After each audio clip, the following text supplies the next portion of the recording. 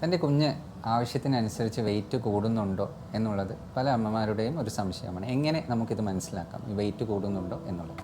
ആദ്യമായി ഒരു കുഞ്ഞ് ജനിച്ചു കഴിഞ്ഞാൽ ആദ്യത്തെ ഒരാഴ്ച പൊതുവെ വെയിറ്റ് കുറയാറാണ് ചെയ്യുക.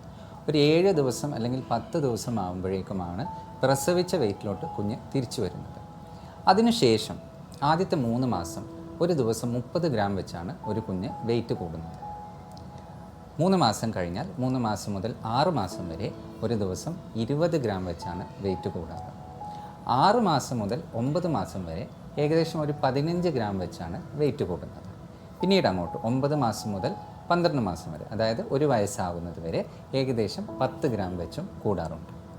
അതായത് ആദ്യത്തെ 3 മാസം 30 ഗ്രാം, രണ്ടാമത്തെ 3 മാസം 20 ഗ്രാം, മൂന്നാമത്തെ 3 മാസം 15 ഗ്രാം, അവസാനത്തെ 3 മാസം 10 ഗ്രാം വെച്ചാണ് നോർമലി കുട്ടികൾ വെയിറ്റ് കൂടാറ്.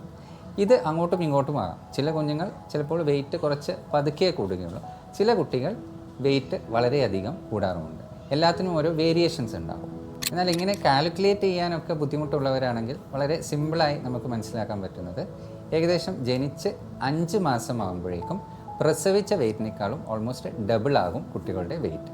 അത് ഒരു വയസ്സാകുമ്പോഴേക്കും ഏകദേശം 3 ഇരട്ടി, ട്രിപ്പിൾ ദ ബർത്ത് വെയ്റ്റ്.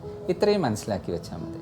പിന്നീട് അങ്ങോട്ട് ഓരോ വർഷവും, അതായത് 2 വയസ്സാകുമ്പോഴേക്കും കുട്ടി വീണ്ടും ഒരു 2 കിലോ കൂടും. 2 മുതൽ 3 വയസ്സാകുമ്പോഴേക്കും വീണ്ടും ഒരു 2 കിലോ കൂടും. 3-ാമത്തെയും 4-ാമത്തെയും വയസ്സിൻ്റെ ഇടയിൽ വീണ്ടും ഒരു 2 കിലോ കൂടും.